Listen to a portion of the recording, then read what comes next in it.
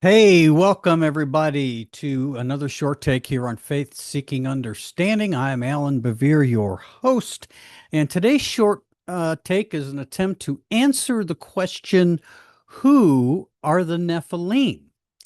There's certainly mysterious figures in the Bible.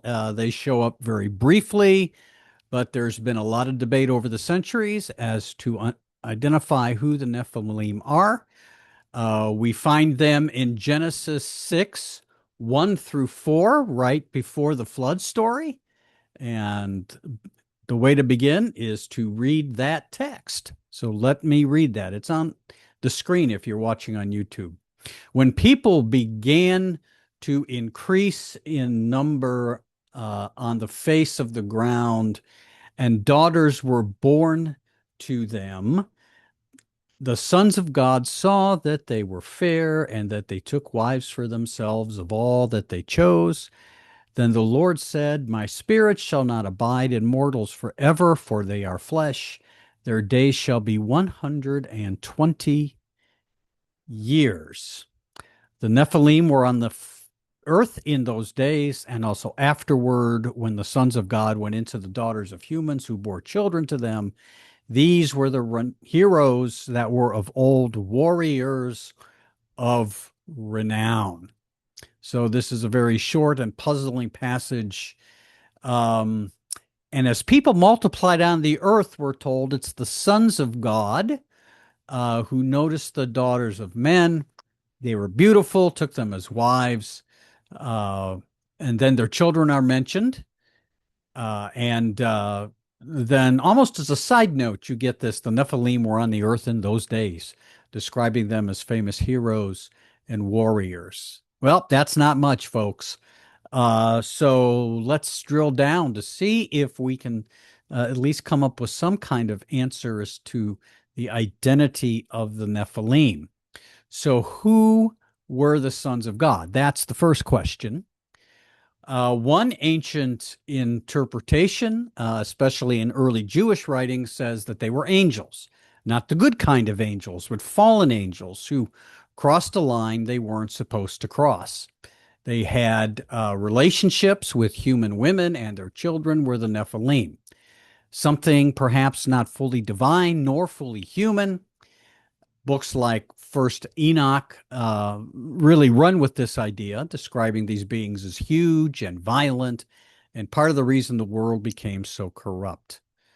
Those who take this view certainly highlight the supernatural side of this position. It also raises some tough questions about what angels are and whether they can take on physical form and actually have sexual relations. This almost sounds like something out of Greek or Roman mythology. Now, there's another interpretation which becomes later in common thinking, and that goes in a totally different direction. It says that the sons of God were actually human, specifically in this case, the descendants of Seth, who he was the son of Abel, or he was. No, I'm sorry, he's not the son of Abel. He is the son of Adam, Seth, and he is seen as the faithful line. The daughters of men in this case are viewed as being from Cain's line, Cain who murdered his brother Abel and is often associated with rebellion. So in this reading, the story is about moral boundaries breaking down between different groups of people. And the Nephilim aren't supernatural at all, just powerful or possibly violent individuals who came from this mixing. So it avoids the angel problem, but is this really an interpretation that makes sense? Now, it's important to note that the Nephilim refers to fallen ones. That's actually what the word Nephilim means. There are some translations, like the King James Version and others, who translate Nephilim giants. That is just not good. That's not a good interpretation. Certainly, there were some who came to believe Nephilim were giants, but that is not what the word means. It simply means fallen ones. And They certainly are legendary warriors, as they're referred to, whose and rulers whose reputation grew over time. In the ancient world, it was not unusual to describe kings and heroes in almost godlike verbiage. So Genesis 6 might be using poetic or myth-like language to talk about powerful figures people remembered in that sense. The Nephilim may not, and I don't think they were, literal giants, but people whose stories got bigger and more dramatic as they were passed down. By the way, if anybody shares with you photos of archaeologists excavating really large skeletons, giant skeletons, that's all fake news, folks. There's nothing like that that's ever been found. So you get this, but you get this common idea of giants. Part of this could come from um, ancient Greek translations of the Old Testament that used a word in place of Nephilim, translating it that could refer to giants. There is a reference later on in the book of Numbers where Israelite spies say they saw Nephilim in Canaan and felt like grasshoppers next to them. So I suppose you could get from that that they were actually thinking they were huge, um, but it could just be exaggerated language driven by fear. And even the Hebrew word here leaves some wiggle room. It might point to greatness or power, or and not just physical size. It might be what we would refer to as Babe Ruth being a giant in the world of baseball because of his great talent and his ability. Um, so to kind of get back at this and drill down even further, what matters here is where the Nephilim show up in the story. They appear right before the flood at a time when Genesis tells us everything had gone seriously wrong in the world. So first, however you interpret them, and we'll get back to that in a minute, however you interpret them, they represent that breakdown, a blurring of boundaries and deep corruption in creation. The text doesn't spend much time explaining them. And that's just to, of course, is that they're not the main point.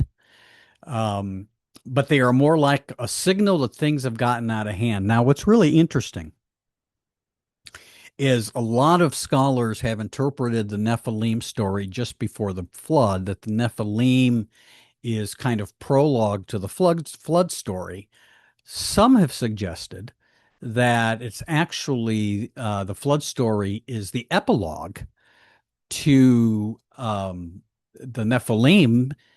The flood is what God sends because the Nephilim represent, they're not the sole source, represent the corruption that has taken place on earth. So they're really a signal that things have gotten out of hand. So let me suggest that I think the best interpretation of the Nephilim is that they're fully human, but they're renowned, powerful warriors from early history. They're not angelic hybrids. Their significance lies in their physical nature and in what more they represent, a world increasingly defined by violence, dominance, and moral breakdown just before the flood. In other words, the Nephilim are kind of like the Darth Vaders of the Old Testament. And it is Sandra Richter in her book, The Epic of Eden, and I'm going to put that description in the put that in the description so that you can access her book. It's a wonderful little introduction to the Old Testament. She suggests that this is how they should be understood, that the Nephilim are fully human, but they are larger than life, bad but, I won't use that other word, bad but warriors who instill fear in people and who represent everything that has gone wrong with God's creation. So that is it. That's the Nephilim for today. And so I hope you found this to be helpful. Friends, thank you for joining me. Remember, before the day is out, drink some good coffee and give thanks to God, and keep seeking. And we'll see you again soon. Take care.